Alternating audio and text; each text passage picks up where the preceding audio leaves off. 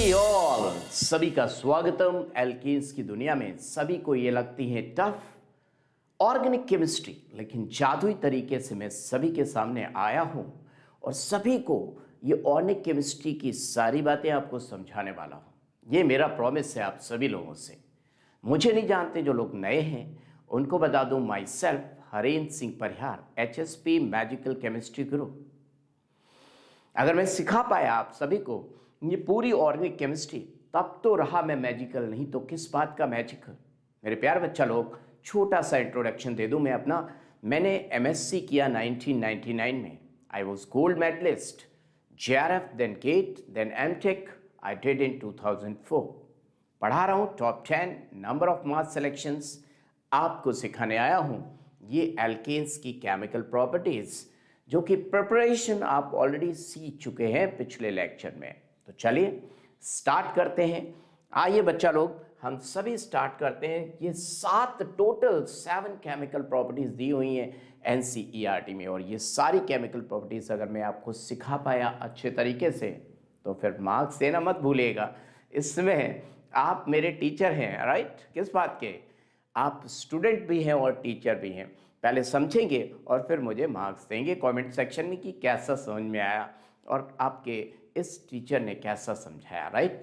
चलिए, तो पहली केमिकल प्रॉपर्टी स्क्रीन पर आपके सामने, फ्री रेडिकल सब्स्टिट्यूशन रिएक्शन। मैंने क्या बोला बच्चा लोग? पहली केमिकल प्रॉपर्टी मैंने क्या बोला? ये कितना मोटा लिख रहा है भाई, थोड़ा सा छोटा हो जा भाई।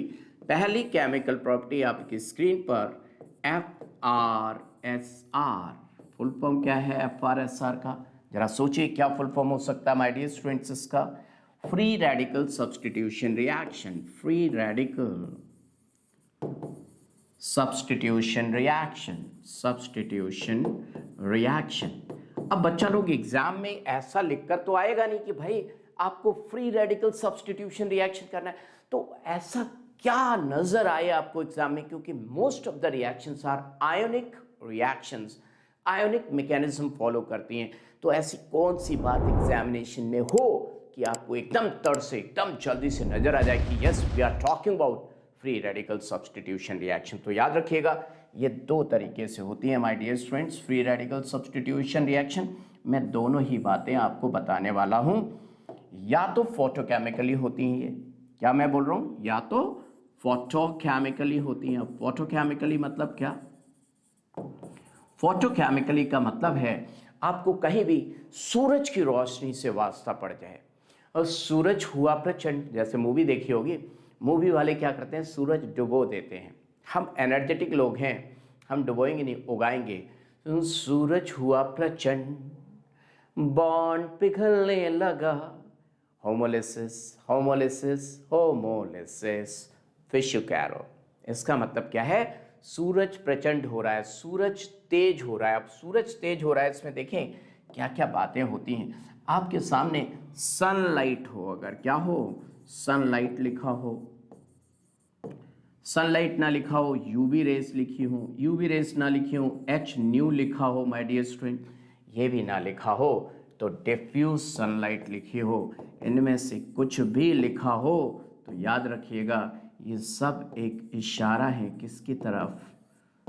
FRSR की तरफ। यानी कि पहली चीज तो फ्री रेडिकल सब्स्टिट्यूशन रिएक्शन हो सकता है, या फिर दूसरी बात आइए देखिए इसमें क्या हो सकती है।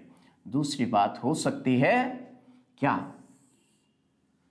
थर्मोकेमिकली। क्या हो सकती है? थर्मोकेमिकली। अब ये थर्मोकेमिकली क्या है? या थर्मली बोल दीजिए, थर्मली। अब थर्मली, थर्मली का मतलब टेम्परेचर होना चाहिए कितना जानते हैं?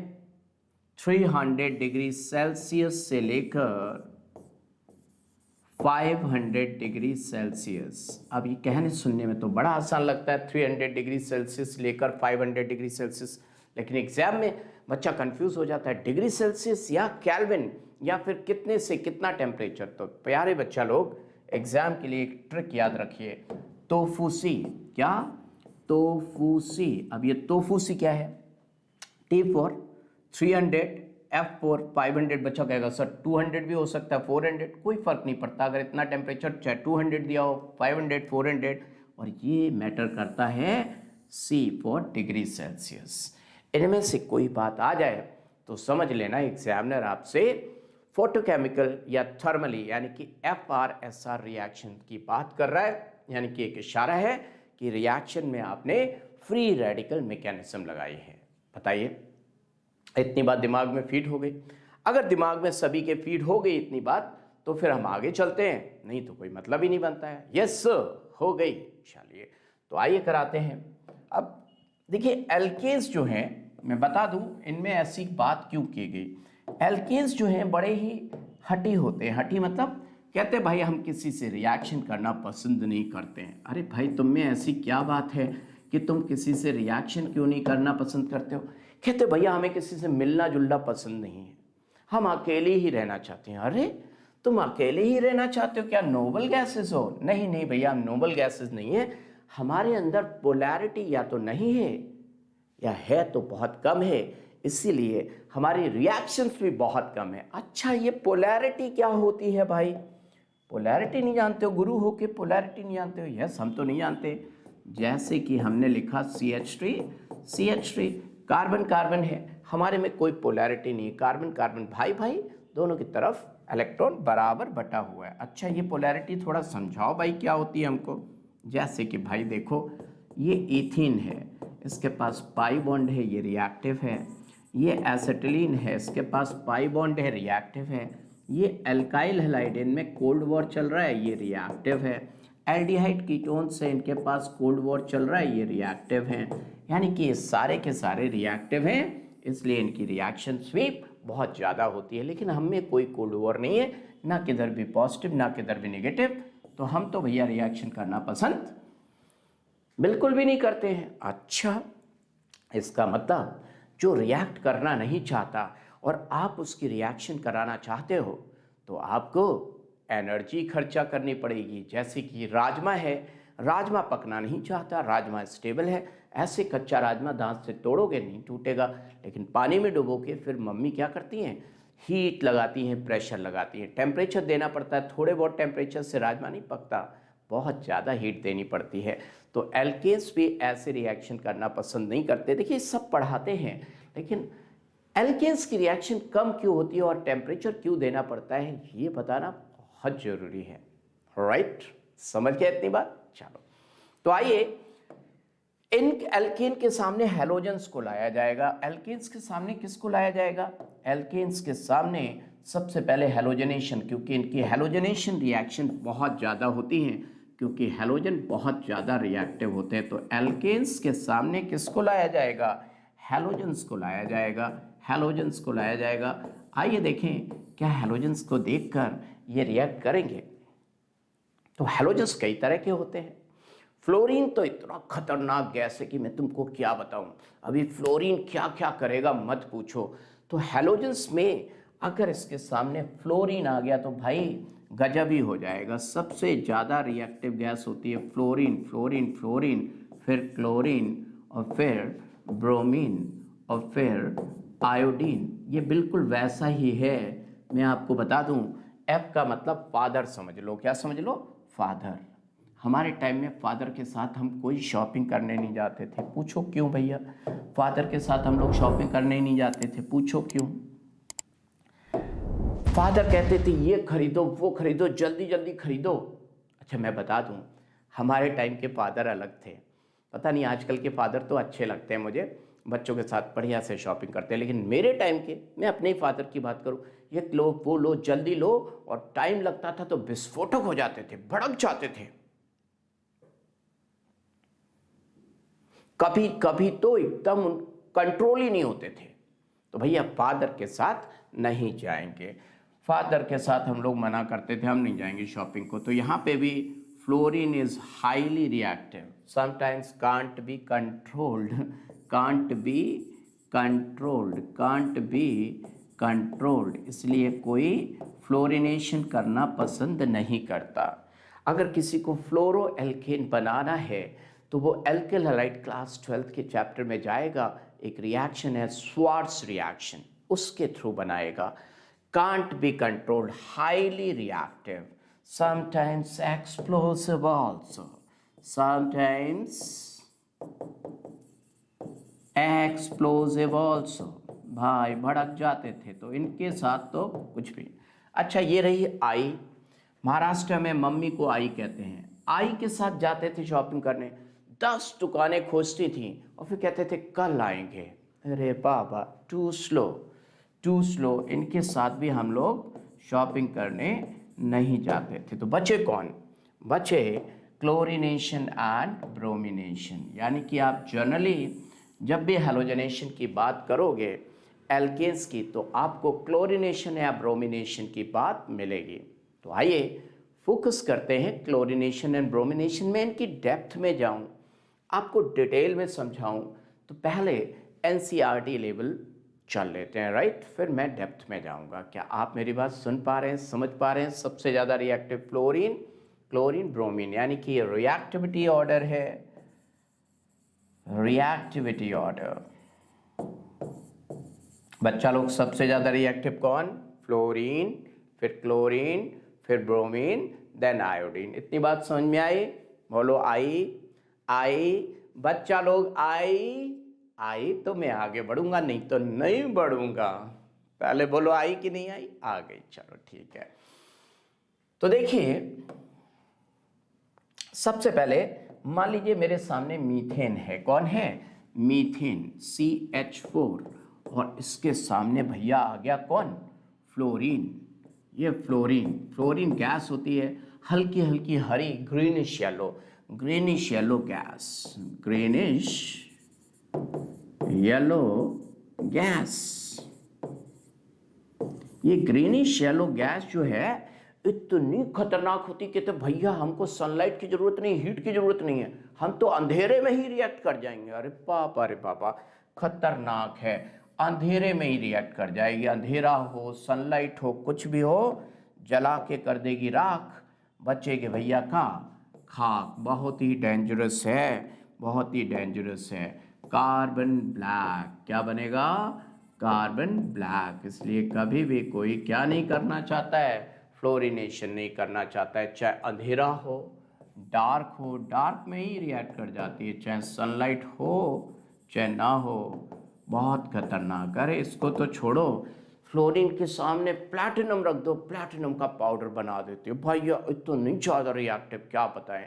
इसलिए जब भी फ्लोरीन गैस के साथ साइंटिस्ट काम करते हैं, उसको एक स्पेशल टाइप का कांच का उनका बहुत एपर्टस होता है, उसके अंदर होती है भैया, इससे वैसे नहीं रख सकते। इंसान की हड्डियाँ वड्डियाँ गला के करते कि एकदम। चलो आइए हम बात करते हैं क्लोरीनेशन एंड ब्रोमीन। तो पहले क्लोरीन की बात कर लेते हैं, फिर डिटेल में बात करेंगे हम। मान लीजिए आपके सामने ये है CH4। अब CH4 के सामने क्लोरीन आई, देखो कैसे कैसे आ सकती है क्लोरीन। 3 तरीके से बताऊंगा मैं क्लोरीन। पहली बार क्लोरीन जब आई, अंधेरे में आई, Cl2 डार्क, Cl2 बोली ओह ये तो अंधेरा है, मैं अंधेरे में रिएक्ट नहीं करती ना, नो रिएक्शन, मना कर दिया रिएक्ट करने से। फिर डिफ्यूज सनलाइट आई, क्या आई? Diffuse sunlight. अब डिफ्यूज सनलाइट में 2 बातें हो सकती हैं।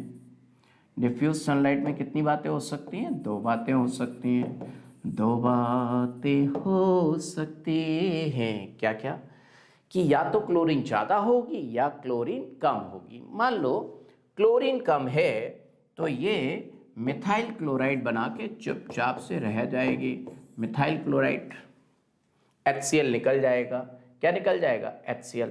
अब तुम कहोगे सर कैसे बना, कैसे निकला, कुछ तो समझाओ। चलो मैं डिटेल में बताऊंगा कि इसका सफ़र यहाँ से लेकर CCl4 तक चलता है और क्या क्या बीच में बनेगा सब बताऊंगा। लेकिन 12 बजे होंगे। 12 तुम कहोगे अरे सर बारिश का 12, बारिश का नहीं, दोपहर का, मतलब बहुत सनलाइट, तो कार्बन ब्लैक बन जाएगा। क्या बन जाएगा? कार्बन ब्लैक बन जाएगा।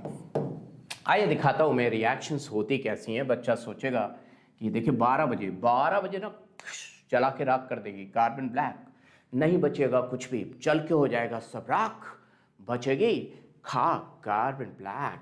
आइए देखिए कैसे रिएक्शन होती है। ये रहा हमारा मीथेन। मीथेन को क्या मैं ऐसे लिख सकता हूँ, चुरा के हाइड्रोजन मेरा Cl2 कहाँ चली, अरे कहाँ चली, ये देखो, इसका H, इसका Cl, ओहो हलचल मच रही है, हलचल मच रही है। HCl चली गई, HCl चली गई और क्या बन गया, CH3Cl, मेथाइल क्लोराइड बन गया। इसको तो मज़ा आ गया, बोला जो काम किया एक बार फिर से करूँगी 2-3 बार। ओहो लगी तो इससे लत लग गई, लग गई, जमाना कहे लत ये गलत लगी, लेकिन इसको तो लग गई। फिर से Cl2 आई, हे मैं तुम्हारा हाइड्रोजन चुराने आई हूँ, ले जा ले जा ले जा ले जा। तो देखो क्या बना, CH2Cl2। अब मुद्दे की बात है, इसका नाम पता होना चाहिए। इसका नाम है, 2 नाम लिख सकते हैं, दोनों में से कोई भी नाम। देखिए, या तो आप लिख सकते हैं मिथाइलिन क्लोराइड, क्या लिख सकते हैं, मिथाइलिन क्लोराइड। इसका एक और नाम है मिथाइलिडीन क्लोराइड, क्या लिख सकते हैं, मिथाइलिडीन क्लोराइड। सर अच्छा सा लिखिए सर, हमको नहीं समझ में आ रहा है। ओहो, मिथाइलिडीन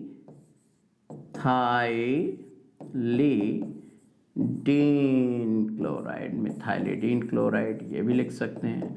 अब बच्चा कहेगा सर डाइक्लोरोमीथेन लिखते तो क्या गलत होता, अरे नहीं, वो तो सबसे आसान है, इसलिए मैंने लिखा ही नहीं।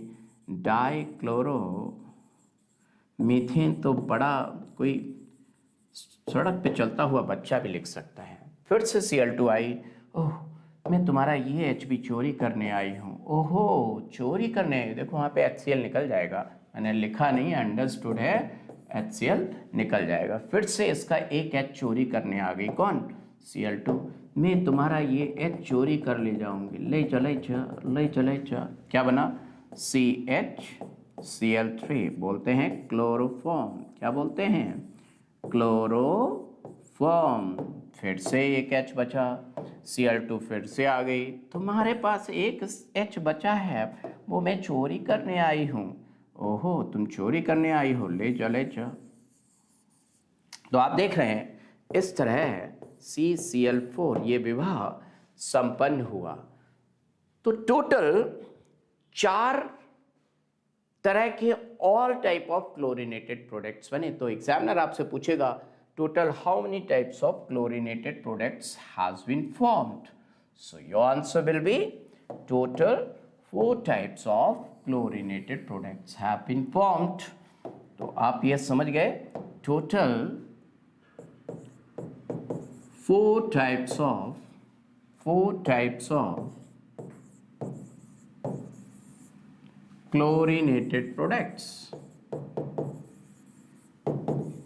My dear students, लेकिन अगर वो पूछता मोनोक्लोरिनेटेड प्रोडक्ट्स कितने बने, तो मोनोक्लोरिनेटेड सिर्फ एक बना, क्योंकि ये मोनोक्लोरिनेटेड है, ये डाइक्लोरिनेटेड है, ये ट्राइक्लोरिनेटेड है, ये टेट्राक्लोरिनेटेड है। माय डियर स्टूडेंट्स, तो आपसे अगर पूछा जाता how many monochlorinated products, how many types of monochlorinated product, so your answer will be only one type of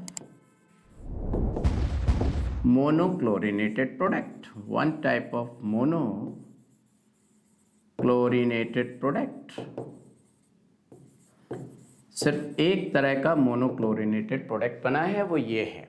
तो आइए, यही बात अगर ईथेन के केस में पूछी जाती तो क्या आंसर होता, जरा बुद्धि लगाइए।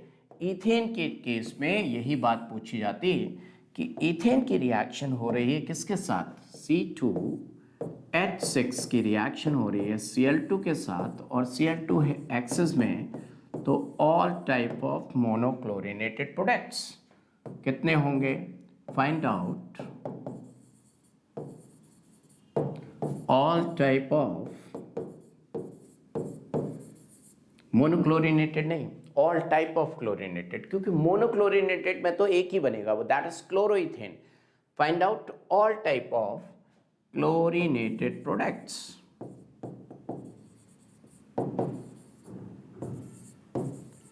तो आप सोचिए, वीडियो को पॉज करिए और सोचिए कि आपका आंसर क्या होगा। Find out all type of chlorinated product. So what's your answer my dear student, this is here is your question, और आपको पता लगाना है कि क्या होगा। वीडियो को पॉज करिए और सोचिए। कर लिया? चलिए मैं आंसर बताता हूँ आपको। आंसर कितना आएगा गिनिएगा जरा, कोई रिपीट नहीं होना चाहिए, याद रखिएगा। कोई रिपीट हुआ तो बेकार है मेरा आंसर। CH3 CH ये, CH3 C ये, CH2 ये, CH2 CH ये, CH2 C ये, CH ये, CH ये, C ये लगाना है भैया। क्लोरीन सब जगह फिट करना है हमने। क्या? Chlorine chlorine chlorine chlorine chlorine chlorine chlorine chlorine chlorine chlorine. ऐसा लग रहा है कि भैया पटाखे फोड़ रहे हो। Chlorine chlorine chlorine chlorine chlorine chlorine chlorine chlorine. याद रखना, कुछ रिपीट हुआ तो बेकार है, मेरा माना नहीं जाएगा भैया ना। देखो कोई रिपीट हुआ क्या? इनमें से कोई भी रिपीट हुआ? नहीं रिपीट हुआ। सो द करेक्ट आंसर है, यहाँ भी लगा दो सर क्लोरीन। ये छूट गया, रो रहा है। ओहो, रो मत भैया, रो मत, तुम्हारे पास भी क्लोरीन लगा देते हैं। सो 9 इज द करेक्ट आंसर। आ गया सबको? 9 इज द करेक्ट आंसर। चलिए, ये बातें हुई आसान तरीके की। इसको जरा डिटेल में देखते हैं कि इस पर और क्वेश्चंस क्या आ सकते हैं, जो टफ क्वेश्चंस आ सकते हैं। राइट? इसको डिटेल में पढ़ेंगे क्योंकि टफ क्वेश्चन कुछ भी आ सकता है my dear student. Let's see to it. कि हमने अभी बात की कि हु इज मोर रिएक्टिव, क्योंकि अब टॉप 10 रैंक का या टॉप 50 रैंक के क्वेश्चन के लिए टॉप 50 रैंक लानी है तब के लिए, नहीं तो जरूरत नहीं है। टॉप 50 रैंक अगर लानी है तब के लिए मैं बताने जा रहा हूं, तो आपको ये आना चाहिए। गवर्नमेंट सीट तो उतने से मिल जाएगी, पर टॉप 50 रैंक अगर लाना चाहते हो तो आपको ये बात पता होनी चाहिए। क्या बात है, आइए देखते हैं। बात कहती है कि हमारे पास Cl2 भी है, हमारे पास Br2 भी है। अभी हमने देखा था कौन ज़्यादा रिएक्टिव इन दोनों में, क्योंकि बाकी तो बेकार थे, बट इन दोनों में हमने देखा था कि chlorine was more reactive my dear students, more reactive. This was less reactive.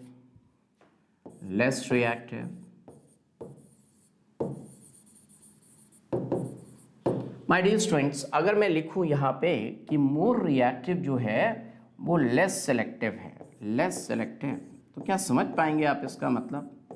Less selective and that is less reactive तो मोर सेलेक्टिव। ये बात बच्चों को समझ में नहीं आती। तो चलिए आइए देखते हैं, इस बात को मैं समझाता हूँ, फिर इस पे टफ क्वेश्चन कैसे आएगा वो भी बताता हूँ। आप सोचिए कि जब आपको बहुत भूख लगी होती है तो आपने समोसा खाया है, आप समोसा ऐसे सॉस में डुबोते हैं और पूरा खाना स्टार्ट कर देते हैं। लेकिन जब आपको भूख कम लगी होती है तो आप क्या करते हैं? कोई आलू निकाल के फेंक देता है समोसे का, कोई ऊपर वाली जो पपड़ी होती है वो निकाल के फेंक देता है, या बर्गर सैंडविच कुछ भी खाते हैं। जब भूख लगी होती है पूरा खाते कच कच कच कच कच, सॉस में डुबा के कच कच कच कच। लेकिन भूख कम लगी होती है, ब्रेड का सबसे पहले वो साइड वाला जो हार्ड पार्ट होता है उसको निकाल के फेंकते हैं, फिर ब्रेड के अंदर वो टेस्ट, धनिया निकाल दो, टमाटर निकाल दो, ऐसा काम करते हैं कि नहीं? तो chlorine is more reactive, less selective, and bromine is less reactive तो मोर सेलेक्टिव। पता चला कि सीता और गीता दोनों मॉल में गई कुछ खाने। सीता का थोड़ा पेट भरा हुआ था, गीता बहुत भूखी थी। सीता कह रही ओह चाइनीज खाते हैं, गीता कह रही हाँ चलो खाते हैं। सीता ने कहा चाइनीज इज नॉट गुड, अभी कोविड था वहाँ पे तो यहाँ भी आ जाएगा। फिर सीता ने कहा चलो साउथ इंडियन खाते हैं, गीता ने कहा हाँ चलो खाते हैं। ऐसे करते करते 4-5 दुकान खोज डाली। सीता का तो पेट भरा हुआ था, लेकिन गीता कह रही भाई जल्दी से कुछ खा लो। तो 2 चीज़ें होती हैं। चलिए आप समझ गए होंगे व्हाट आई मीन। तो चलिए इनका रिएक्टिविटी का ऑर्डर दिखाते हैं और सेलेक्टिविटी का ऑर्डर दिखाते हैं, क्योंकि वहीं से क्वेश्चन आएगा, और क्वेश्चन कैसा आएगा उसके लिए हमें सारी बात पता होनी चाहिए, नहीं तो हमें कुछ भी समझ में नहीं आएगा। मैं तुमको एक एक्सपेरिमेंटल डेटा दिखाता हूँ और वो डेटा आपको याद रखना बहुत ही ज़रूरी है, नहीं तो हम क्वेश्चन नहीं कर पाएंगे। वो एक्सपेरिमेंटल डेटा ये कहता है मेरे प्यारे बच्चा लोग, वो एक्सपेरिमेंटल डेटा कहता है कि 3 पार्ट में इनको डिवाइड कर दो। पहले एक, इसमें तो क्लोरीन ब्रोमीन लिखोगे 2, और ये हो गया डिवीज़न। यहाँ मैंने लिखा क्लोरीन और यहाँ मैंने लिखा ब्रोमीन। आइए देखते हैं क्या कहता है डेटा, कि मान लीजिए मेरे पास प्राइमरी हाइड्रोजन है, 1 डिग्री हाइड्रोजन है, सेकेंडरी हाइड्रोजन है और टर्शरी हाइड्रोजन है। 3 तरह के हाइड्रोजन ही होते हैं एल्केन में। तो क्लोरीन की 1 डिग्री के लिए रिएक्टिविटी है अगर 1, यानी कि फ्री रेडिकल इसमें बनेगा, और फ्री रेडिकल की स्टेबिलिटी सबसे ज़्यादा तो रेजोनेंस स्टेबलाइज्ड होता है, फ्री रेडिकल स्टेबल। अगर रेजोनेंस नहीं हो रहा है तो 3 degree free radical is more stable than 2 degree than 1 degree. तो 1 डिग्री के लिए इसकी रिएक्टिविटी अगर 1 है तो 2 डिग्री के लिए 3.8 होगी और 3 डिग्री के लिए 5 टाइम्स ज़्यादा होगी। लेकिन ब्रोमीन इज हाईली सेलेक्टिव। ये कह रहा मेरी रिएक्टिविटी अगर 1 डिग्री के लिए 1 है, ज़रा ध्यान से देखिएगा, 1 डिग्री के लिए अगर 1 है तो मेरी 2 डिग्री के लिए 82 टाइम्स ज़्यादा है और 3 डिग्री के लिए 1600 टाइम्स ज़्यादा है। इतना ज़्यादा सेलेक्टिव है कि 3 डिग्री हाइड्रोजन को ये 1600 टाइम्स ज़्यादा लाइक करता है। ये एक्सपेरिमेंटल डेटा कहाँ पे यूज़ होगा आइए दिखाते हैं और क्वेश्चंस बताता हूँ मैं आपको। Let us suppose my dear students, मेरे सामने लिखा है CH3, मेरे प्यारे बच्चा लोग, CH3 को थोड़ा अच्छे से लिख दूं, CH3 एंड CH3, इसको हम बोलते हैं इथेन। इसका हमने इथेन का किया बच्चा लोग क्लोरीनेशन। एक बार क्लोरीनेशन करके बताऊंगा, एक बार मैं ब्रोमिनेशन करके बताऊंगा। मान लीजिए ऐसे लिखा है Cl2 एंड 450 डिग्री सेल्सियस। तो फूसी मैं आपको पहले ही बता चुका हूँ।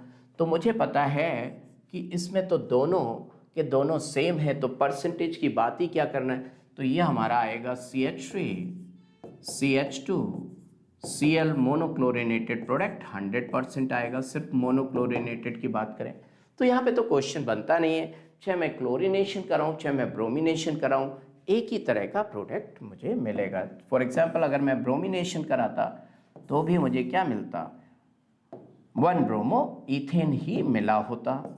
Br2 सनलाइट लिख देते हैं या 450 डिग्री सेल्सियस लिख देते, कोई फर्क नहीं पड़ता। तो CH3 CH2 Br, इसमें तो कोई क्वेश्चन बनता नहीं है। थोड़ा एडवांस लेवल लेके चलते हैं जहाँ पे क्वेश्चन बने। ऐसा हुआ क्यों था, क्योंकि देखिए ये भी जिस कार्बन पे हाइड्रोजन लगा है वो एक ही कार्बन से लगा 1 डिग्री, ये 1 डिग्री। जो कार्बन एक कार्बन से लगा होता है, जो कार्बन सिर्फ एक कार्बन से लगा होता है वो 1 डिग्री होता है, और उसके साथ जो हाइड्रोजन लगे होते हैं वो 1 डिग्री हाइड्रोजन होते हैं। या कार्बन किसी भी कार्बन से ना लगा हो वो 1 डिग्री होता है। अगर कार्बन 2 कार्बन से लगा है, कार्बन से 2 डिग्री, कार्बन 3 कार्बन से लगा है तो 3 डिग्री, और कार्बन अगर 4 कार्बन से फर्दर लगा है तो 4 डिग्री। और जैसे शर्मा जी की वाइफ को शर्माइन कहते हैं और वर्मा जी की वाइफ को बर्माइन कहते हैं और चड्डा जी की वाइफ को खैर एनीवेज। तो ऐसे ही जो कार्बन की डिग्री होती है वही हाइड्रोजन की डिग्री हो जाया करती है। तो इसमें तो कोई टफ क्वेश्चन नहीं बना। लेकिन अगर मेरे प्यारे बच्चा लोग ये रहा होता इथेन से आगे का alkane, that is being propane. अब इस प्रोपेन में देखिए ये कार्बन सिर्फ एक कार्बन से लगा है तो 1 डिग्री कार्बन, वो कार्बन भी एक कार्बन से लगा है तो 1 डिग्री कार्बन, लेकिन ये कार्बन 2 कार्बन से लगा है तो इसकी डिग्री क्या है 2 डिग्री।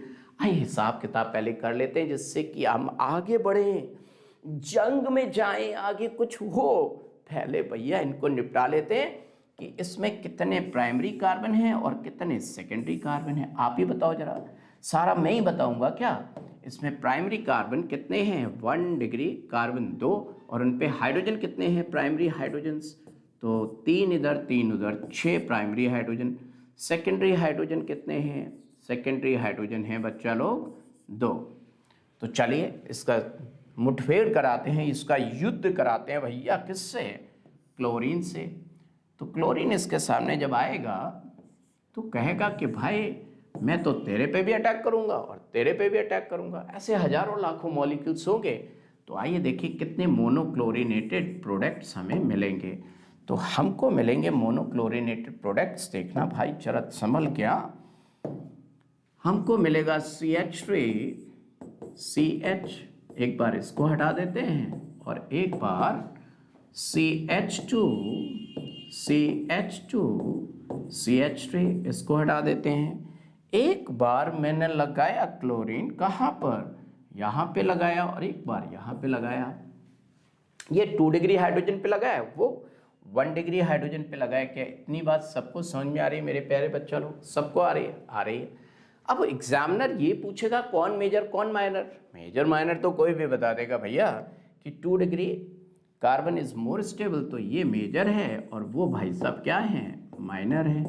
लेकिन भाई हद तो तब हो गई जब एग्जामिनर पूछ ले कि कितना परसेंटेज इस मेजर का बना है और कितना परसेंटेज उस माइनर का बना है। लेट अस सपोज ये x बना है और ये y बना है। तो इनके परसेंटेज निकालने को अगर आ जाए तो भैया दिक्कत हो जाएगी। तो आओ परसेंटेज कैसे निकालें। मान लो परसेंटेज ऑफ x निकालना है मैंने, ठीक है।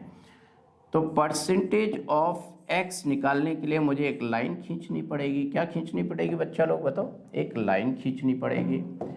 हम सभी जानते हैं लाइन के ऊपर न्यूमरेटर होता है, लाइन के नीचे डिनोमिनेटर होता है, और मार्क्स आते थे तो भैया 100 से मल्टीप्लाई कर देते थे कि नहीं।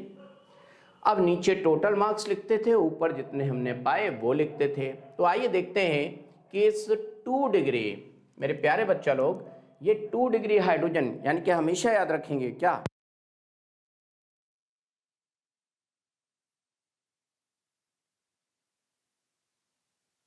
तो ये 2 डिग्री हाइड्रोजन यहाँ कितने हैं, 2। ध्यान से समझेंगे, ये 2 डिग्री हाइड्रोजन प्रोडक्ट में नहीं देखना है, रिएक्टेंट में 2 हैं। तो मैंने यहाँ लिख दिया 2। जितने भी रिएक्टेंट में 2 डिग्री हाइड्रोजन है मैंने उतने लिख दिए 2। और 2 डिग्री हाइड्रोजन के लिए जो रिएक्टिविटी थी कितनी थी देखो, 2 डिग्री, अरे कहाँ गई भाई, 2 डिग्री हाइड्रोजन के लिए रिएक्टिविटी क्लोरीनेशन के लिए 3.8 थी। कितनी थी? 2 डिग्री हाइड्रोजन के लिए 3.8।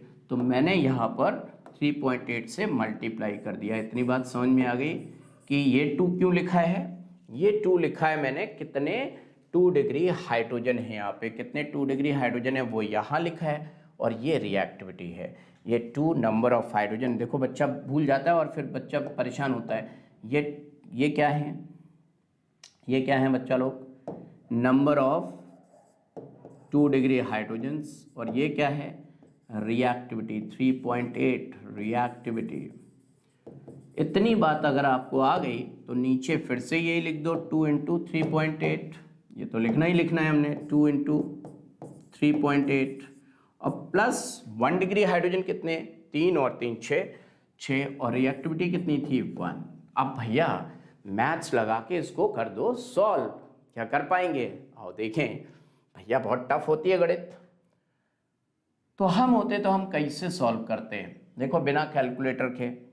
ये लिखा हमने न्यूमरेटर में और डिनोमिनेटर में। न्यूमरेटर में कैसे लिखा है भाई, हमारे तो हाथ पैर कहाँ पर हैं, हम ना कर पाएंगे। 8 दूनी 16, 6 लिख दिया भैया हमने, और 3 दूनी 6 और 1 7, 7.6। भाई देखो जरा तनिक देखो सही आ रहा है। और 7.6 प्लस 6, अब कैसे करें, 6 7 13.6 हमारा तो ये आया इंटू 100। जरा तुम देखो भैया गलत है कि सही है, जरा तनिक देखो ध्यान से। और हम भैया ये क्या करें, इसको कर दें 80 और इसको कह दें 14, 14 एकम 14, 28, 14 तिया 42, 14 56, 14 पंचे 70, और 4 छंग 84, 14 पंचे 70, मतलब लमसम 55% के आसपास। कैलकुलेटर से सॉल्व करिएगा, मोर देन 50%, लमसम 55% के आसपास हमारा आ रहा है, यानी कि 50% से ज़्यादा आ रहा है। अब आप देखो सॉल्व करके इतना ही आ रहा है क्या। अब बात मुद्दे की ये है कि ब्रोमिनेशन करते तो क्या आता, लेट्स सी, क्योंकि हमने बात की थी bromination is more selective. Same reaction का अगर मैंने किया होता ब्रोमिनेशन तो हमारा आंसर क्या आता बबू, आओ देखें, CH3 CH2 CH3। हमने इसका रिएक्शन कराया Br2 सनलाइट से, Br2 सनलाइट से। आओ देखें क्या होता है।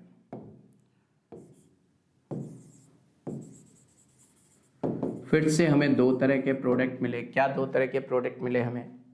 वो ये मिले CH3 CH Br CH3 CH3 CH2 CH2 Br। बच्चा कहेगा उसमें तो यहाँ Br लिखा था, इसमें यहाँ लिख दिए हैं। कोई फर्क नहीं पड़ता, एक ही बात है। लेट अस सपोज इसको हम कह दें M और उसको कह दें N। हमें ये तो समझ में आ रहा है कि भाई ये 2 डिग्री पे लगा है तो मेजर है, और वो भाई साहब माइनर है। लेकिन हद तो तब हो जाएगी जब वो परसेंटेज पूछ डालेगा मेजर माइनर का। तो आइए देखिए कैसे करेंगे। आ रहा है बच्चा सब लोग? पहले बताओ। ऐसा तो नहीं हम ही कर रहे हैं, हम ही पढ़ा रहे हैं, बस तुमको समझ में तो आ रहा है? पक्का ना? Sure, okay. तो फिर से हमने क्या खींचनी है? लाइन खींचनी है। लाइन के इधर क्या लिख देना है? चुपचाप से 100 से मल्टीप्लाई कर देना भैया, है ही नहीं? सही बात की नहीं है? हाँ। अब परसेंटेज ऑफ m लिखना है यहाँ। परसेंटेज ऑफ m लिखा इज इक्वल टू का साइन डाला। न्यूमरेटर में लिखना है कि ये भैया 2 डिग्री के लिए रिएक्टिविटी कितनी थी। अब पीछे जाना तो बड़ा मुश्किल है, बहुत पेज पीछे भेजाना पड़ेगा। बताओ, तुम ही बताओ, तुमको पहले याद रहना चाहिए। याद है? 82। 2 डिग्री के लिए रिएक्टिविटी इसकी थी 82। हम लमसम 80 मान लेते हैं सॉल्व करने के लिए 80। और 2 डिग्री हाइड्रोजन यहाँ पे कितने हैं? 2। ये तो 8 दूनी 16, 160 तो यही लिख दिया हमने। और प्लस 6, 1 डिग्री हाइड्रोजन है और 6 बन जा 6। यहाँ चलो ऐसा कर देते हैं, नहीं तो आप सोचेंगे जल्दबाजी में कर दिया सर ने। तो भैया आओ, इसको सॉल्व करना बहुत मुश्किल लग रहा है हमको। बिना कैलकुलेटर के सॉल्व कर पाएंगे? आओ देखते हैं। 8 दूनी 16, 160 और नीचे 166 इंटू 100। मुझे लगता है कि ऊपर और नीचे में बहुत ज़्यादा डिफरेंस है। 100% से थोड़ा कम आएगा। So definitely answer will be more than 90%। आप सॉल्व कर लेना। कितना आया? मोर देन 90%। यानी कि आपको एक बात समझ में आ गई कि वहाँ 55-56% बना था और यहाँ more than 90%। That means bromination is highly selective, hence proved. ये बात प्रूव हो गई। हो गई कि नहीं होगी? चलिए आगे चलते हैं हम लोग।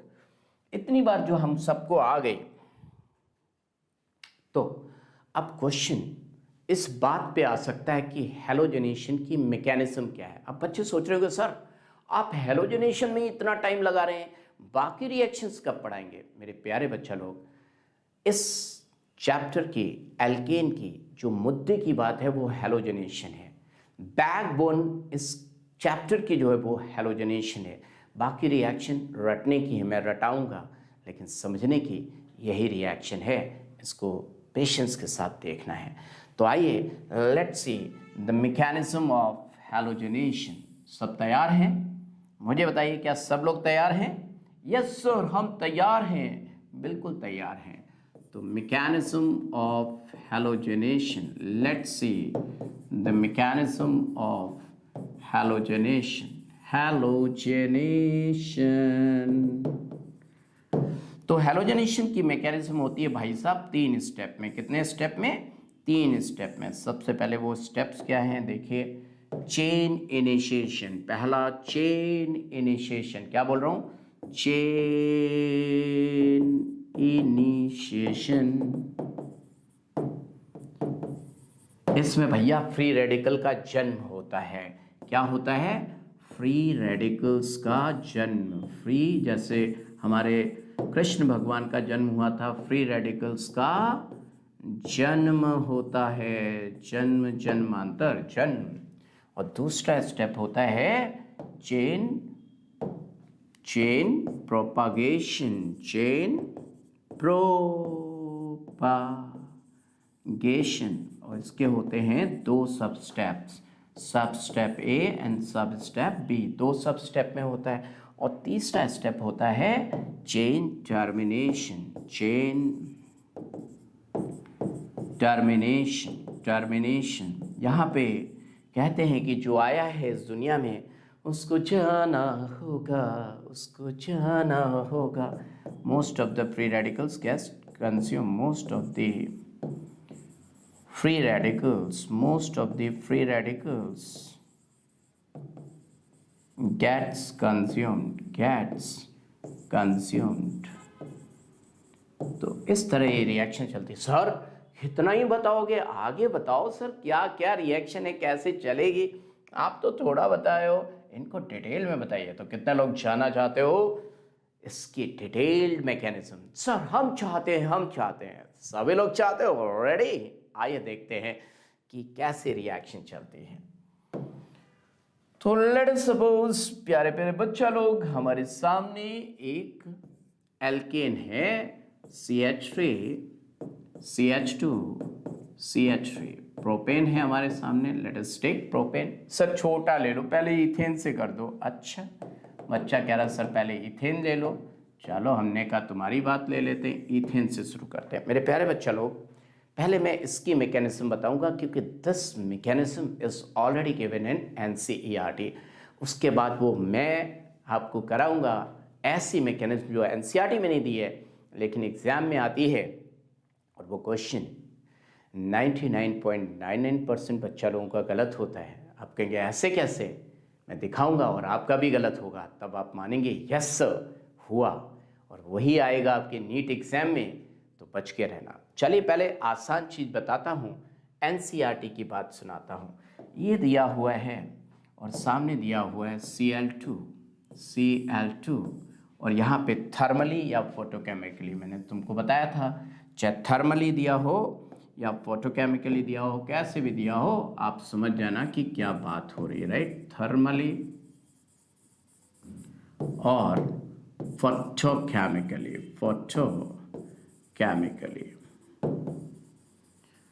तो कैसे रिएक्शन प्रोसीड होगी और क्या क्या बनेगा? तो पहला स्टेप आपका क्या है? Chain initiation. इसमें क्या होगा ये देखते हैं। चेन इनिशिएशन में जन्म होगा। चेन इनिशिएशन कैसे फ्री रेडिकल्स का जन्म होगा? Let's see to it. देखिए फ्लास्क के अंदर Cl2 भी है और फ्लास्क के अंदर इथेन भी है। सूरज की रोशनी 3 तरह के बॉन्ड्स पे पड़ेगी, Cl कार्बन हाइड्रोजन। लेकिन आप जान रहे हैं कि Cl के बीच में इलेक्ट्रोनेगेटिविटी डिफरेंस बिल्कुल भी नहीं है। तो ये Cl और ये Cl बराबरी से टूट जाएंगे, उनके बीच में इलेक्ट्रोनेगेटिविटी डिफरेंस है। तो कार्बन कहेगा ये इलेक्ट्रॉन मुझे दे दे, हाइड्रोजन कहेगा नहीं देता। यहाँ से आराम से बॉन्ड टूट जाएगा और इसको बोलेंगे होमोलिसिस। और इसको रिप्रेजेंट कैसे करते हैं? Fish hook arrow. इसको क्या बोलते हैं? Fish hook arrow. आपने देखा होगा गांव में ऐसे कटिया डालते हैं, कटिया तो नहीं बोलते, बंसी डालते हैं, ऐसे ऐसे करके डालते हैं फिश पकड़ने के लिए। उसमें छोटा सा एक इंसेक्ट लगा देते हैं और फिश पकड़ने अर्थवॉर्म लगा देते हैं। तो इस एरो को हम क्या बोलते हैं? Fish hook arrow. Fish hook arrow.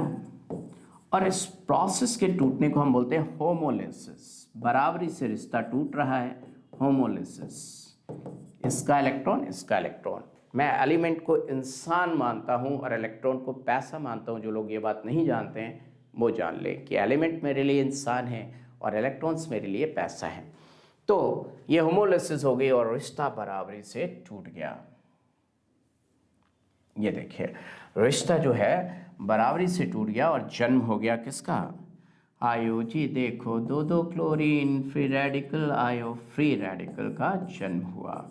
अब ये फ्री रेडिकल 7 इलेक्ट्रॉन लेके ऐसे तो दुनिया में स्टेबल नहीं रहेंगे।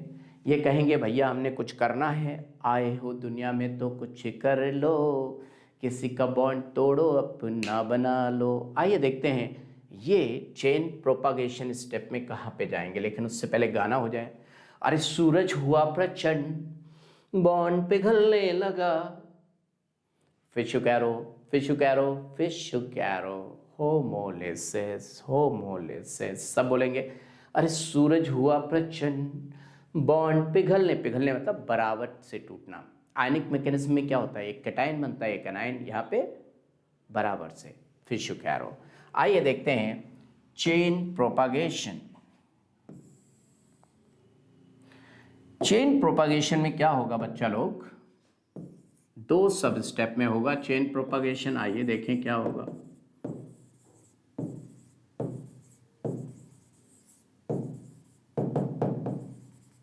चेन प्रोपागेशन का सब स्टेप ए, जो इथेन था वो ऐसा था और इथेन के पास आएगा। देखो कार्बन कार्बन को तो बॉन्ड तोड़ नहीं पाएगा क्लोरीन, क्योंकि कार्बन कार्बन भाई भाई कैटेनेशन प्रॉपर्टी है, लेकिन कार्बन से हाइड्रोजन बॉन्ड टूट जाएगा। और Cl के पास अब ऑप्शन है कि यह Cl हाइड्रोजन को अपनाए या कार्बन को अपनाए। तो हाइड्रोजन के साथ जो बॉन्ड बनता है वो स्टेबल बनता है ज़्यादा एक्सपेरिमेंटली, यानी कि बॉन्ड डिसोसिएशन एनर्जी से आया, this bond is highly stable. तो ये बनेगा, और ये जब बनेगा तो देखिए क्या होगा। बहुत ही मुद्दे की बात है, बहुत ही पते की बात है और बहुत ही इम्पॉर्टेंट बात है मेरे प्यारे प्यारे बच्चा लोग, कि इस तरह इथाइल फ्री रेडिकल का जन्म होगा, फ्री रेडिकल, और ये बन गया HCl स्टेबल। अब मैं यहाँ पे रुकूंगा। इस कार्बन की ऑक्टेट कंप्लीट थी, इसके पास 8 इलेक्ट्रॉन थे और इसके ये इलेक्ट्रॉन इस क्लोरीन फ्री रेडिकल ने तोड़े और ये फ्री रेडिकल बनाया, और इसके पास मात्र 7 इलेक्ट्रॉन है। ये हाईली अनस्टेबल बन गया। हाईली क्या बन गया? अनस्टेबल बन गया। क्या कोई स्टेबल चीज़ अनस्टेबल बनना चाहती है मेरे प्यारे बच्चा लोग? नहीं बनना चाहते। यानी कि स्टेबिलिटी से अनस्टेबिलिटी की तरफ बात जा रही है और ये अच्छी बात नहीं हो रही, तो ये होना नहीं चाहेगा। तो इसको बोलते हैं slowest step, and slowest step is what? Slowest step is rate determining step. अब देखिए क्लास में तो बहुत सारे बच्चे बैठे होते हैं और टीचर कहता बोर्ड रब कर दूं, क्या मैं बोर्ड रब कर दूं? तो जो सबसे लास्ट में लिखने वाला बच्चा होता है वो कहता गुरुजी रुक जाओ, गुरुजी रुक जाओ। तो टीचर की स्पीड कौन डिसाइड करता है, जल्दी लिखने वाला या सबसे लास्ट लिखने वाला? Slowest step is rate determining step. So this is being slowest step and this is your rate determining step. Slowest step, RDS। अब यहाँ पे मुद्दे की बात यह है कि rate of reaction, rate of free radical substitution reaction is directly proportional to stability of free radical. More is the stability of free radical, more will be the rate of FR/SR। तो देखिए जो बात मैंने बोली है अंग्रेजी में वो बात मैं लिख दूं कि क्या बात बोली, बताओ, तुम ही बताओ मैंने क्या बात बोली, कि rate of FR/SR is directly proportional to stability of free radical, stability of free radical। मेरे प्यारे बच्चा लोग, यहाँ पे मैं एक और बात बताना चाहूँगा आपको कि जब भी फ्री रेडिकल बने थिंक अबाउट रेजोनेंस, क्योंकि कार्बोकेटाइन जब भी बनता है SN1 रिएक्शन देखी होगी आपने, तो we have to think about shifting, rearrangement, hydride shift, methyl shift, ring expansion. लेकिन फ्री रेडिकल में शिफ्टिंग नहीं होती। सर कुछ नहीं समझ में आ रहा है मेरे प्यारे बच्चा लोग। जब शिफ्टिंग होती तो एटम मूव करता है इलेक्ट्रॉन के साथ, लेकिन रेजोनेंस में सिर्फ इलेक्ट्रॉन मूव कर सकता है, यहाँ पे नहीं मूव करेगा क्योंकि यहाँ पे रेजोनेंस पॉसिबल नहीं है। लेकिन याद रखिएगा, whenever resonance is possible think about resonance. जब भी मैं फ्री रेडिकल देखूँ मेरा मन एक ही बात बोले, रेजोनेंस रेजोनेंस रेजोनेंस। ये बात इसलिए बोल रहा हूँ कि बच्चा भूल जाता है। फ्री रेडिकल को देखा तो ऐसा लगा जैसे रेजोनेंस कोई, जैसे रेजोनेंस कोई, जैसे रेजोनेंस कोई। तो भैया जब भी फ्री रेडिकल देखना थिंक अबाउट रेजोनेंस। नहीं थिंक किए तो क्वेश्चन गलत हो सकता है। Think about resonance. प्रोडक्ट बनाने से पहले रेजोनेंस। अभी मैं दिखाऊंगा आपको, क्वेश्चन कराऊंगा, अभी से बता दे रहा हूँ कि आपका क्वेश्चन गलत होगा अगर आपने रेजोनेंस के बारे में नहीं सोचा।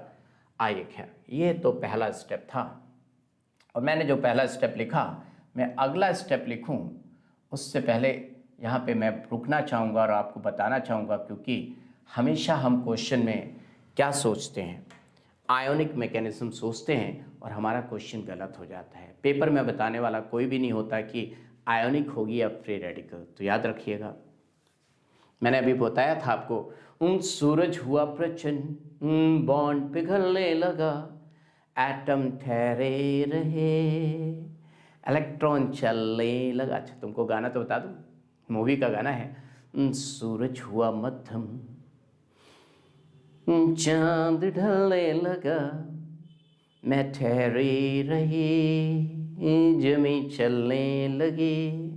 क्या ये मेरा पहला पहला प्यार, ऐसे गाना है नहीं? तो अपने यहाँ पे वो गाना नहीं गाना है। हम सूरज को मध्यम नहीं कहेंगे, सूरज हुआ प्रचंड मतलब तेज, बॉन्ड पिघलने लगा, एटम ठहरे रहे, इलेक्ट्रॉन चलने लगा। क्या ये मेरा रेट डिटरमाइनिंग स्टेप है? सबस्ट्रेट, रिएक्टेंट को सबस्ट्रेट भी बोलते हैं, सबस्ट्रेट। हाँ ये तेरा डीएस है, फ्री रेडिकल को देखा तो ऐसा लगा जैसे रेजोनेंस कोई, जैसे रेजोनेंस कोई। आइए, इतना याद रखोगे आपका क्वेश्चन दुनिया की कोई ताकत गलत नहीं कर सकती मेरे प्यारे बच्चा लोग। सब स्टेप बी की तरफ चलते हैं हम लोग। सब स्टेप बी बहुत ही आसान है, यहाँ पे कोई दिक्कत नहीं है। अच्छा हाँ, एक बात तो बताना ही भूल गया कि सब स्टेप बी याद नहीं आया तो फिर क्या करोगे। पहले सब स्टेप बी में होता क्या वो लिख दूँ, CH3 CH2 फ्री रेडिकल बना। पहले क्लोरीन को सनलाइट ने तोड़ा था, अब क्लोरीन को तोड़ेगा ये free radical. Free radical free radical ही बनाता है भाई, गधे का बच्चा गधे से ही पैदा होगा तो फ्री रेडिकल को जन्म देगा। And this one of the main product is formed at this place only. Main product यहीं पे बन जाता है सब स्टेप में सबसे पहले, तो ये याद रखना है। अब आइए, एक और गाना है मूवी में, सूरज डूबा है यारो, दो घूंट खिश खिश खिश। तो हम सूरज डुबाएंगे नहीं, हमने क्या आपसे प्रॉमिस किया, हम सूरज उगाएंगे। आइए, सूरज उगा है यारो, दो स्टेप प्रोपागेशन के करा लो, रास्ते बना लो सारे एफआर के। एफआर बोले तो फ्री रेडिकल। सूरज उगा है यारो, दो स्टेप प्रोपागेशन के करा लो, रास्ते बना लो सारे एफआर के। मतलब हो जरा मतलब आयोनिक की सुनता है क्यों, आयोनिक मैकेनिज्म की सुनता है क्यों, आयोनिक की सुनता है क्यों, अपनी भी सुन ले कभी। तो फ्री रेडिकल मैकेनिज्म कराना है, ये बात याद रखिएगा, यही एग्जाम में आपको विजय दिलाएगी बात। आइए, टर्मिनेशन। टर्मिनेशन, चेन टर्मिनेशन में क्या होता है आओ देखते हैं।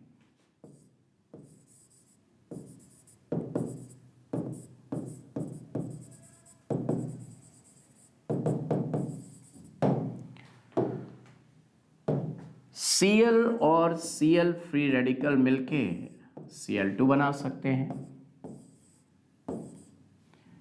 इथाइल फ्री रेडिकल के साथ मिलके ब्यूटेन बना सकता है। ओ माय गॉड, तो हमने तो सुना नहीं गुरुजी कभी, तुमने नहीं सुना तो क्या हुआ, ब्यूटेन। हालांकि सनलाइट है तो जुड़ना कम है, तो ये ट्रेसेस में बनता है, बहुत कम बनता है। अब ये दोनों फ्री रेडिकल ऐसे भी तो मिल सकते थे, देखो कैसे, ऐसे भी मिल सकते थे। देखना बच्चा लोग कैसे, ध्यान से देखिएगा ये वाला स्टेप। मैं स्टेप के नाम दे दूं, ये मान लो ए स्टेप, ये बी स्टेप, हमारा फोकस होना चाहिए सी स्टेप पे। इसने हाइड्रोजन को खोया, loss of hydrogen is oxidation, या loss of electron is oxidation, तो इट इज अंडरगोइंग ऑक्सीडेशन, और ये हाइड्रोजन यहाँ आ गया। जरा ध्यान से देखिए, किसी और का हूँ फिलहाल तेरा मैं हो जाऊं। इसने खोया हाइड्रोजन तो इसका ऑक्सीडेशन हुआ, उसने पाया तो उसका रिडक्शन हुआ। This is undergoing reduction and this is undergoing oxidation. Carbon का ही ऑक्सीडेशन, कार्बन का ही रिडक्शन, डिसप्रपोर्शनेशन रिएक्शन। तो इलेक्ट्रॉन खोने के बाद ये भाई साहब कुछ ऐसे नज़र आए, देखो पहले वहाँ फ्री रेडिकल था, ये फ्री रेडिकल, ये दोनों तो मिलके क्या बन गए, इथाइलिन। ओहो, जहाँ पे इंडस्ट्री लगी थी वहाँ के फल जल्दी पकने लग गए थे, तो पता चला कि इथाइलिन बनी, और ये हाइड्रोजन इसको मिल गया, ये क्या बन गया, ईथेन। आई होप सभी को समझ में आ गया। इसमें हाइड्रोजन खोया तो ये फ्री रेडिकल और ये फ्री रेडिकल, पहले ये दोनों फ्री रेडिकल मिलके क्या बन गए, ईथेन गैस। तो इथाइलिन भी मिलती है ट्रेसेस में। तो आपने देखा मैकेनिज्म का फ़ायदा क्या होता है, क्योंकि एनसीईआरटी में ना तो ब्यूटेन लिखा है आंसर और ना ही ये इथाइलिन लिखा है, ये भी ट्रेसेस में है, और ये क्वेश्चन एम्स पूछता रहा है और एनटीए भी पूछेगा, ये भी ट्रेसेस में, वो भी ट्रेसेस में। और तीसरा स्टेप हो गया हमारा सी, और चौथा स्टेप देखें क्या हो सकता है।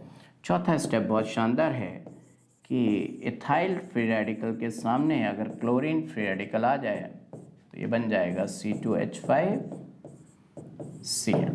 इस तरह ये विवाह संपन्न हुआ। और अब वक्त है कि इसका एक लास्ट क्वेश्चन कराने का, जिस पे मैंने आपसे कहा कि आपसे गलती होगी। फिर से क्वेश्चन देने से पहले ही मैं आप सभी को बता रहा हूं कि गलती होने के चांसेस हैं, तो ध्यान से देखिएगा क्वेश्चन को। आइए देखते हैं। रैंक डिसाइडिंग क्वेश्चन है, top 50 rank, that means I can say AIIMS Delhi, question for AIIMS Delhi, question for target for AIIMS Delhi.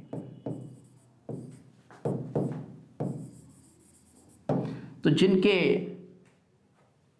आपकी कोचिंग में अगर 600 नंबर नहीं आते तो आप ये क्वेश्चन मत करिएगा, कर नहीं सकते।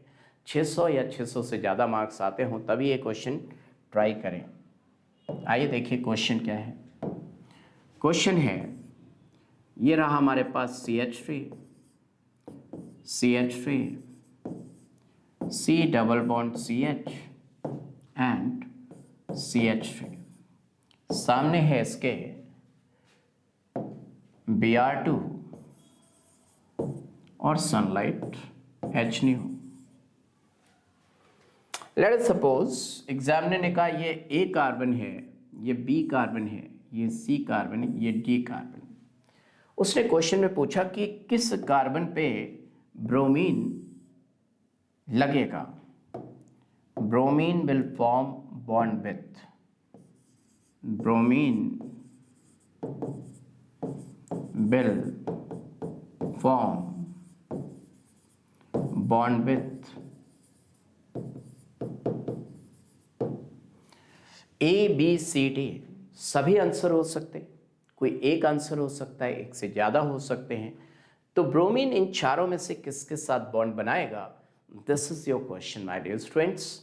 आप वीडियो को जरूर पॉज करें और अपना बेस्ट एफर्ट अप्लाई करें, क्योंकि मैंने आपसे कहा आपके 600 मार्क्स से ज़्यादा आते हो कोचिंग में तभी ये क्वेश्चन करेंगे। तो एक तरह से एक चैलेंज हुआ आपके लिए कि क्या सर ने यूं ही किया है मजाक, या वास्तव में इस क्वेश्चन की कुछ ग्रेविटी है।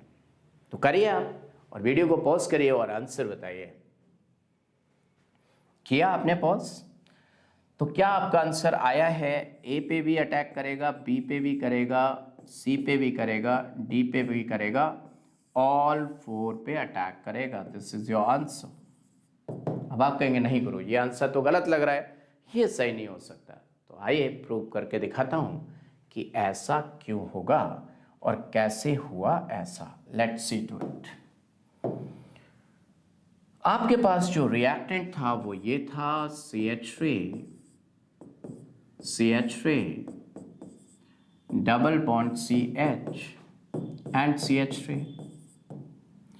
ये देखिए आपके पास ये तो विनाइलिक कार्बन है, ये हाइड्रोजन तो जाएगा नहीं। This is your vinylic hydrogen, तो बहुत ही स्ट्रॉन्ग बॉन्ड होता है, नहीं जाएगा।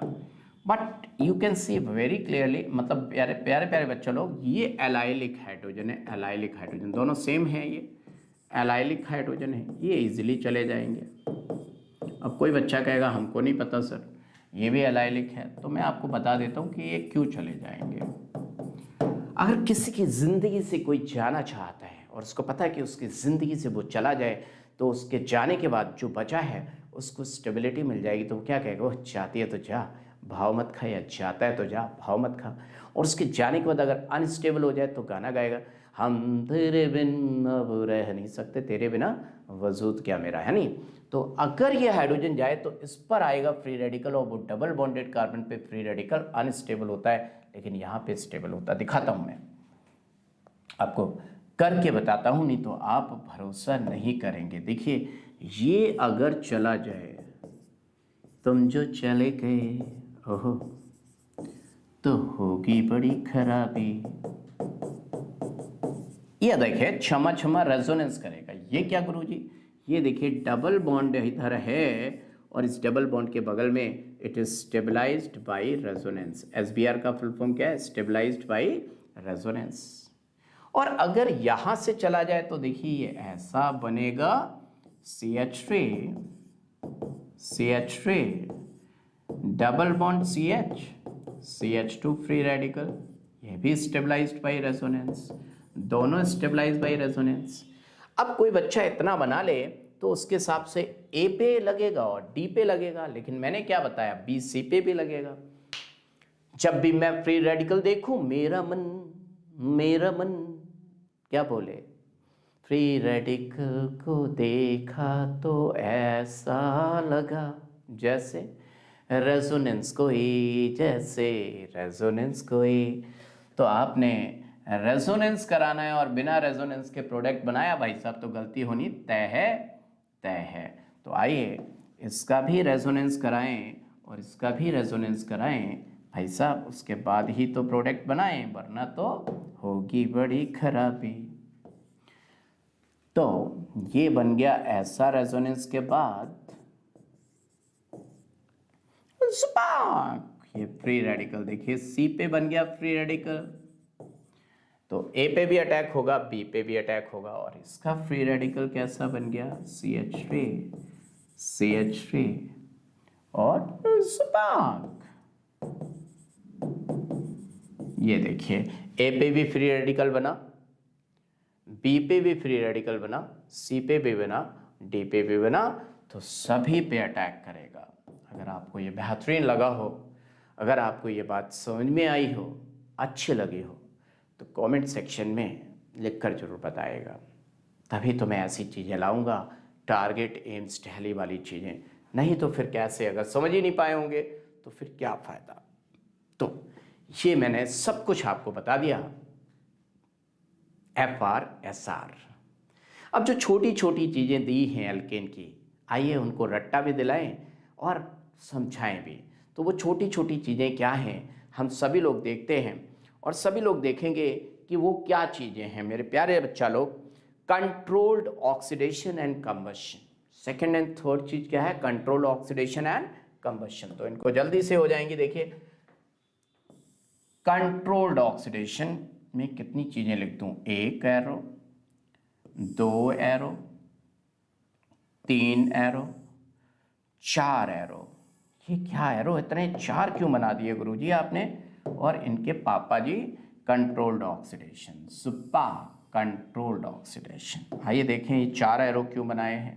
इन 4 एरो में क्या पूरा हो जाएगा, controlled oxidation. Let's see, controlled oxidation. सच्ची सच्ची बताना, चाहे आप क्लास 11th के बच्चे हो, चाहे आप 12th पास कर चुके हो, कितने लोगों को ये कंट्रोल्ड ऑक्सीडेशन कभी याद नहीं हुआ? सच सच बताइएगा, कमेंट सेक्शन में जरूर बताइए। और मेरे बताने के बाद क्या याद हुआ कि नहीं याद हुआ वो भी बताएंगे। कंट्रोल्ड ऑक्सीडेशन में सबसे पहली रिएक्शन आपकी स्क्रीन पर, लेट अस सपोज मैंने लिखा इथेन, हो सकता है एनसीईआरटी में मीथेन लिखा हो, मैंने लिखा इथेन, फिर से लिखा मैंने इथेन, फिर से मैंने लिखा इथेन, 3 बार इथेन लिखा। चौथी बार क्या लिखूंगा वो मैं चलो लिख ही देता हूं। चौथी बार मैं लिखूंगा CH3H आइसोब्यूटेन। 4 रिएक्शन। तो आइए देखते हैं। पहले रिएक्शन के सामने मैंने बनाया एरो। किससे एरो बनाऊं? वाइट से बना देता हूं। जुपाक, 1 एरो, 2 एरो, 3 एरो, 4 एरो। अब 4 एरो पे मैं क्या लिखूंगा और क्या बनाऊंगा, ये सोचने की बात है और यही बच्चे को चाहिए। और बच्चा देखें समझ पाएगा कि नहीं मेरी बात। Come on, man. Come on, man. Check the taste. Acetate. Come in a jar. क्या है ये, क्या है? Come on, man. Come on, man का मतलब क्या है? कौन बच्चा जानना चाहता है कि come on, man का मतलब क्या है? Yes. Come on, man. जरा इसको डिकोड करिए। Come on, man का क्या फुल फॉर्म हो सकता है मेरे प्यारे बच्चा लोग? Come on, man का क्या फुल फॉर्म हो सकता है? आप तब तक सोचिए, मैं तब तक प्रोडक्ट लिख दूं। इसमें 2 कार्बन हैं तो 2 कार्बन का अल्कोहल, 2 कार्बन का अल्कोहल, 2 कार्बन का एल्डिहाइड। आप सोचो कम ऑन मैन का फुल फॉर्म क्या हो सकता है? 2 कार्बन का एसिड और यहाँ पे अल्कोहल। सोचते रहिए। हालांकि अभी तक एग्जाम में इस पे बेस्ड क्वेश्चन बड़े कम आए, लेकिन जब से आएंगे तो बच्चा परेशान हो जाएगा और करने लगेगा। मेरे प्यारे प्यारे बच्चा लोग जरा सोचिए कि क्या क्या हो सकता है। तो नहीं डिकोड कर पाए तो एनसीईआरटी देखनी चाहिए थी। यहाँ पे है copper plus heat. Come on, come on, molybdenum oxide MO2O3 plus heat. Come on, man. Check the taste. Acetate. Check the taste. Acetate. Man. Manganese acetate. CH3COO. Whole twice. Manganese. Come on, man. Check the taste. Acetate. Come in a jar. KMNO4 heat. तो ये हो गई सारी reactions. Controlled oxidation. और अगर combustion कर दिया जाए भाई साहब, तो कंबशन में तो आपको पता ही है कि कुछ सोचना ही नहीं है। कंबशन तो खतरनाक चीज होती है, लेकिन रिएक्शन बैलेंस करनी बच्चे को नहीं आती, वो बता देता हूँ। कंबशन वो कंट्रोल्ड ऑक्सीडेशन था और ये कंबशन है। कंबशन में मान लो मैंने लिखा इथेन C2H6 और मैंने O2 से रिएक्शन कराया और धुआं ही धुआं और पानी ही पानी। जैसे कि आपने देखो गाड़ी से धुआं पानी निकलता है, पेट्रोल जलता है, धुआं पानी निकलता है। जब भी कोई हाइड्रोकार्बन जलेगा धुआं और पानी निकलेगा। क्या लेकर आए थे, क्या लेकर जाओगे? धुआं पानी बन के चले जाओगे। आइए देखते हैं कैसे रिएक्शन को बैलेंस करते हैं। 2 कार्बन हैं, आपने देखे कार्बन 2 हैं, 2 ये लिख दिए, यहाँ लिख दिए भाई साहब। अब आपने देखा हाइड्रोजन कितने हैं? 6, तो 3 लिख दिया यहाँ। 3 2 जा 6 हो गया। अब देख रहे हैं आप 2 दूनी 4, 4 and 3 7 ऑक्सीजन। तो कैसे लिखें? 7 3.5 लिखें, या हम लिख सकते हैं 7/2। So this reaction is being balanced. याद रखिएगा, जब भी कोई हाइड्रोकार्बन का कंबशन होगा तो धुआं पानी, CO2, water and lot of amount of energy. That means reaction is being exothermic। आप ऐसे लिख सकते हो delta H is equal to negative, या आप लिख सकते हो एक्सोथर्मिक रिएक्शन, या फिर आप क्या कर सकते हो, आप यहाँ पे हीट लिख सकते हो, lot of amount of energy लिख सकते हो। तो ये तो हो गया 3 रिएक्शंस टोटल। मैंने क्या बताया था? 7 रिएक्शन है। 7 में से पहली रिएक्शन ने बहुत टाइम लगाया, दूसरी तीसरी सेकंड्स में हो गई। अब चौथी रिएक्शन आइए देखते हैं क्या है। चौथी रिएक्शन है बहुत इंपॉर्टेंट, एरोमेटाइजेशन। क्या बोल रहा हूँ मैं? एरोमेटाइजेशन। तो इसकी एक ही रिएक्शन एनसीईआरटी में दी हुई है और एक आपको करने की दी है। तो आइए देखिए इसमें क्या होता है और क्या होमवर्क दिया है। एरोमेटाइजेशन की बात करें, रामू भैया बताओ एरोमेटाइजेशन कैसे होगा। मान लो मैंने लिया N-हेक्सेन, N-हेक्सेन दिया है, तो 6 कार्बन का जो एरोमेटिक कंपाउंड बनेगा सबको पता है कि क्या बनेगा? बेंजीन बनेगा। कौन नहीं जानता बेंजीन? बच्चा बच्चा जानता है कि बेंजीन कैसा होता है। तो बेंजीन होता है ऐसा, एरोमेटिक। अब बात आती है कि यहाँ पर क्या यूज होगा। ये बहुत बार आपने पढ़ा है लेकिन आपको याद कभी नहीं हुआ है। तो बताइए क्या यूज करेंगे? किसी को याद आ रहा है? नहीं याद आ रहा। किसी को भी याद नहीं आ रहा बच्चा लोग, तो मेरी बात सुनो। सबसे पहले मैं बताऊं तो उससे पहले मैं बता दूं, ये बेंजीन का रेजोनेटिंग स्ट्रक्चर है और बेंजीन का एक ये रेजोनेटिंग स्ट्रक्चर है। इनमें से बेंजीन कोई भी नहीं है, बेंजीन कोई भी नहीं है, क्योंकि बेंजीन कैसा होता है? बेंजीन ऐसा होता है ट्रू स्ट्रक्चर बेंजीन। ये दोनों रेजोनेटिंग स्ट्रक्चर हैं और वो बेंजीन है। वो क्या है? बेंजीन है। तो सबसे पहले तो मैं आपको बता दूं कि ये क्या है? रेजोनेटिंग स्ट्रक्चर ऑफ बेंजीन है, RS ऑफ बेंजीन है, और ये एक्चुअल में बेंजीन है। तो कैसे बनेगा? यही तो मुद्दा है सर। इतना तो हम भी जानते हैं, बहुत अच्छे से जानते हैं, लेकिन बनेगा कैसे? बकरा मोहब्बतों वाला। सर ये क्या है बकरा मोहब्बतों वाला? ये बकरा मोहब्बतों वाला क्या है? आइए देखते हैं। बकरा मोहब्बतों वाला। सर बताओ, डिकोड करो, ये कोड क्या है बकरा मोहब्बतों वाला? तो देखिए, बकरा मोहब्बतों वाला, वी बकरा मोहब्बतों वाला, बकरा मोहब्बतों वाला। वी से वैनेडियम पेंटाऑक्साइड, वैनेडियम पेंटाऑक्साइड होता है, V2O5 होता है वैनेडियम पेंटाऑक्साइड का। इससे लिखें वैनेडियम पेंटाऑक्साइड, किस कलर से लिखें? तो V2O5 वैनेडियम पेंटाऑक्साइड। Cr2O3, ये डी ब्लॉक में आप पढ़ेंगे कि वैनेडियम की 5 वैलेंसी ज़्यादा स्टेबल, ऑक्सीडेशन स्टेट ज़्यादा स्टेबल होती है, क्रोमियम की 3 ज़्यादा स्टेबल, मोलिब्डेनम MO2O3। इनमें से आप कुछ भी यूज़ कर सकते हैं, बकरा मोहब्बतों वाला। बस इतनी सी बात थी। अब एनसीईआरटी ने कहा कि अगर एन हेप्टेन होता, क्या होता? एन हेप्टेन होता। तो भैया देखिए, एन हेप्टेन में कितने कार्बन हैं? एन हेप्टेन या एन सेप्टेन ऐसे लिखा होता, एन हेप्टेन और एन सेप्टेन। तो आप देख रहे हैं 7 कार्बन है टोटल। कितने कार्बन है? 7। तो 7 कार्बन का एरोमेटिक कंपाउंड बनता बकरा मोहब्बतों वाला। क्या साहब? बकरा मोहब्बतों वाला, बकरा मोहब्बतों वाला। ये क्या है बकरा मोहब्बतों वाला?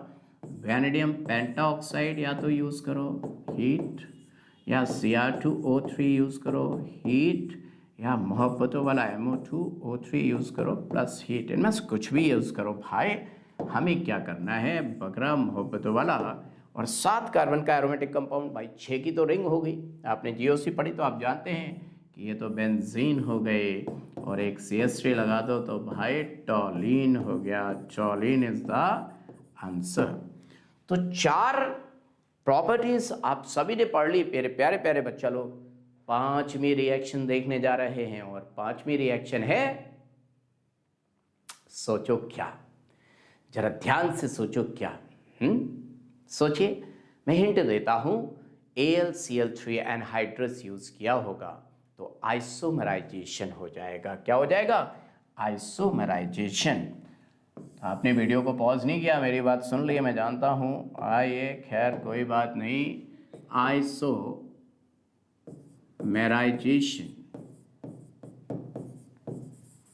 आइसोमराइजेशन, इसमें कुछ नहीं करना है। लेट अस सपोज आपके पास 6 कार्बन का दिया हुआ है, एन हेक्सेन दिया हुआ है, राइट? तो एन हेक्सेन सीधा सीधा होता है ऐसे स्ट्रेट चेन, सीधा साधा कंपाउंड,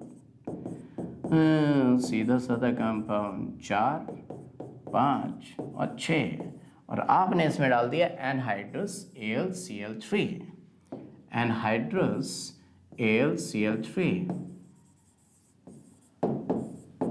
तो लोएस्ट एसिड होता है भाई साहब, ये लोएस्ट एसिड होता है। FeCl3 ZnCl2 कुछ भी डाल दें आप। तो आपने क्या करना है, इसमें सीधे साधे कंपाउंड को थोड़ा ब्रांच्ड करने देना है। ब्रांचिंग क्या हो सकती है? देखो क्या क्या हो सकती है। आप स्ट्रेट चेन अभी 6 कार्बन की है, पेरेंट चेन कितने कार्बन की है? 6 कार्बन की। देखो कैसे, 1 2 3 4 5 6। आप 5 की बना लो। देखो CH3, CH पे छोड़ दो वैलेंसी, CH2, CH2, CH3। कितने कार्बन की पेरेंट चेन होगी भाई साहब? 1 2 3 4 5, और यहाँ लगा दो मिथाइल। ये देखो ब्रांच्ड हो गया। अब आप कहते हैं सर 3 पे लगा दें, 3 पे लगा दो। श्रद्धा आपकी, श्रद्धा मतलब मर्जी आपकी भाई साहब। CH3 CH2 CH2 CH3, ये लगा लो आप। आइसोमराइजेशन हो गया भाई साहब, है कि नहीं? अब आप कहें हम 4 कार्बन की पैरेंट चेन बनाएंगे, अरे बना लो 4 कार्बन की पैरेंट चेन, 2 मिथाइल लगा लो या 1 इथाइल लगा लो, कोई फर्क नहीं पड़ता। सो आई होप आप सभी को इतनी बात अच्छे से आ गई। नाउ माय डियर स्टूडेंट्स, अब आप देखेंगे कि कौन सी रिएक्शन बची है हमारे पास। ज़रा सोचिए आप कौन सी रिएक्शन बची है और हमको बताएंगे आप कौन सी रिएक्शन। तो हमने टोटल कितनी रिएक्शंस पढ़ ली हमने एक FrSr पढ़ी, एक कंट्रोल्ड ऑक्सीडेशन पढ़ी, एक कंबशन पढ़ी, एक एरोमेटाइजेशन पढ़ी, एक आइसोमेराइजेशन पढ़ी। पूरे 5 हो गई। छठवीं रिएक्शन देख रहे हैं, पहली रिएक्शन सबसे पहली FrSr ने कितना ज़्यादा टाइम लिया डिटेल में, बाकी 4 रिएक्शन अपने आप हो गई कि नहीं। 6th रिएक्शन इज, सोचो, पायरोलिसिस। क्या? पायरोलिसिस। अब पायरोलिसिस, पायरो का मतलब ये होता है हीट देना। क्या देना? हीट देना। देखते रहिएगा मैं सारी रिएक्शन कवर अप कर रहा हूँ कि नहीं, जरूर बताइएगा मुझे कमेंट सेक्शन में।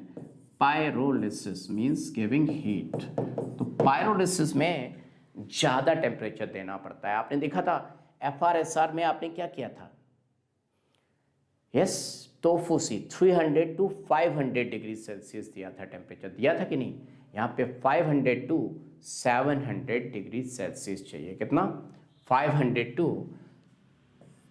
700 डिग्री सेल्सियस टेम्परेचर चाहिए। 500 to 700 डिग्री सेल्सियस, याद रखिएगा 500 to 700 डिग्री सेल्सियस।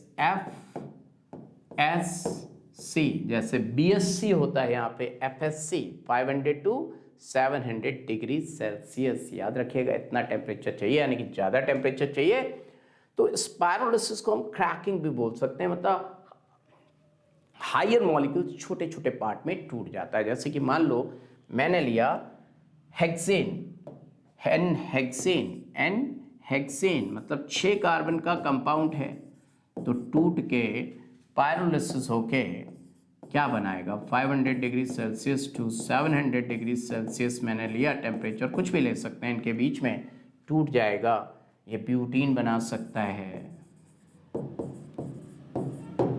ये पेंटीन बना सकता है, मतलब छोटे छोटे हाइड्रोकार्बन्स बनाएगा, smaller, breaking off higher molecule into smaller molecules. This means breaking off higher molecule to smaller one. This pyrolysis is also known as, in case of hydrocarbons, it is also known as cracking